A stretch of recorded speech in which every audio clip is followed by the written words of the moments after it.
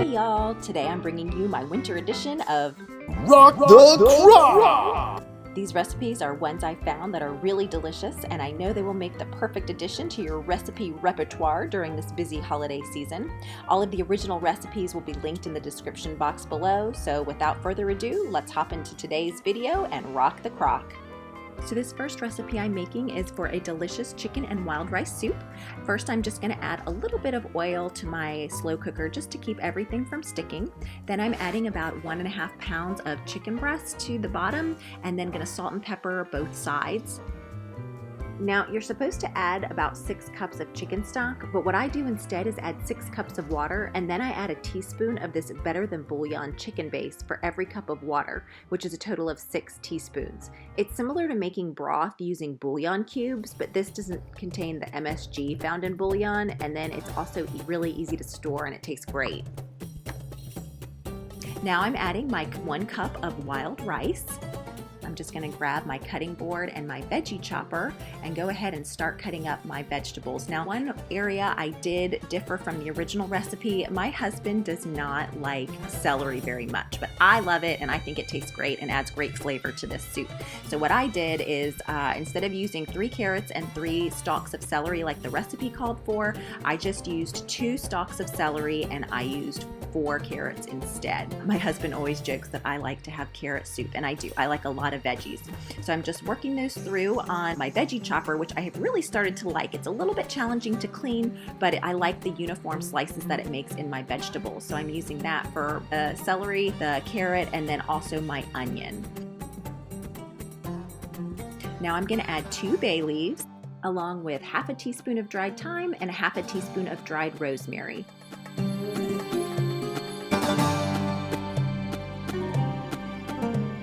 The recipe originally calls for 3 cloves of minced garlic, but instead I'm just going to use a generous teaspoon of the pre-minced kind that you can store right in your fridge.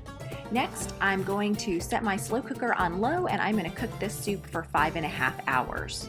At that point, the veggies are going to be pretty soft, and so you're going to want to go ahead and chop up your mushrooms. I'm just doing a rough chop, adding them to the slow cooker for that last 30 minutes of cooking for a total of 6 hours of cook time.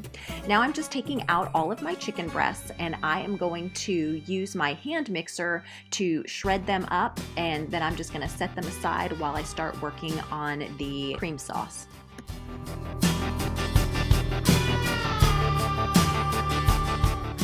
I'll make the cream sauce by first melting a 1/4 cup of butter in the saucepan over medium heat.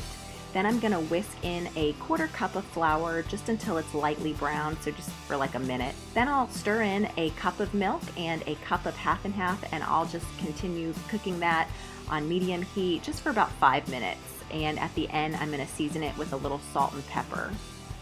Then I'm just going to stir the chicken and my cream sauce mixture into my slow cooker with the rest of my vegetables, and then it's going to be ready to go. I added parsley to the top. I originally added it just as a garnish, but I found that it really added a nice flavor to this soup, so I highly recommend adding that at the end as well.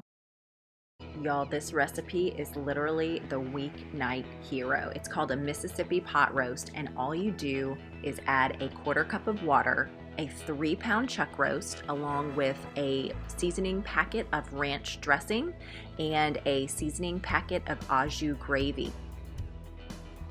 You put 6 tablespoons of butter on top, along with 5 or 6 pepperoncinis on the side of the roast, and you are ready to go.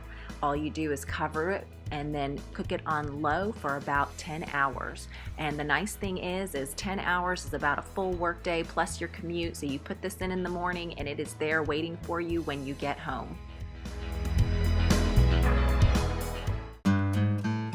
This next recipe is going to be perfect for your Christmas morning, especially if you are trying to feed a crowd a meal that is going to hold them for a while.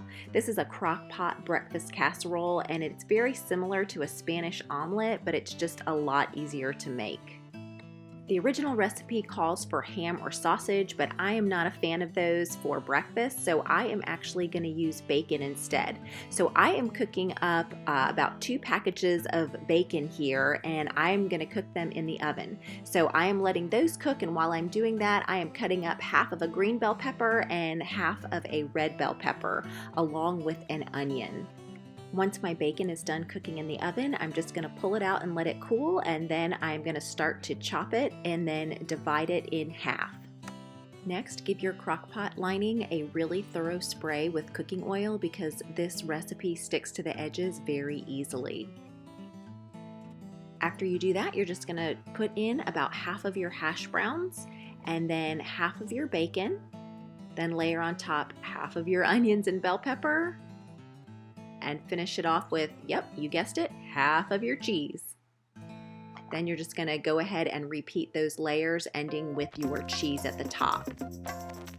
Now you're going to prep your final layer, which is your eggs. So you're going to crack 12 eggs into a bowl, and then to that you're going to add 1 cup of milk, some salt and pepper, and then a teaspoon of dry mustard.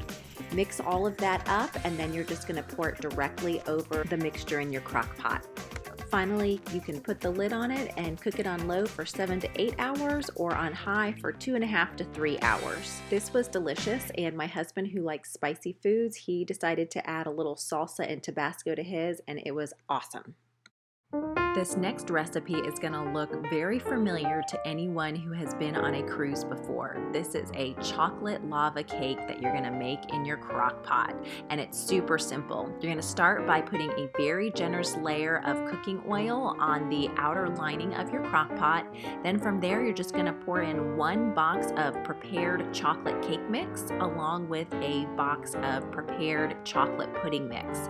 Finally, you're going to top it with a cup of semi-sweet chocolate chips, and then just put your lid on, set it on low, and it's going to cook for about 3 hours. And when you pull it out, it is going to make a really nice consistency of a firm layer on the outside and then a little more of a gooey layer on the inside, which just tastes delicious. I hope you've enjoyed all of these recipes. Thanks so much for joining me today.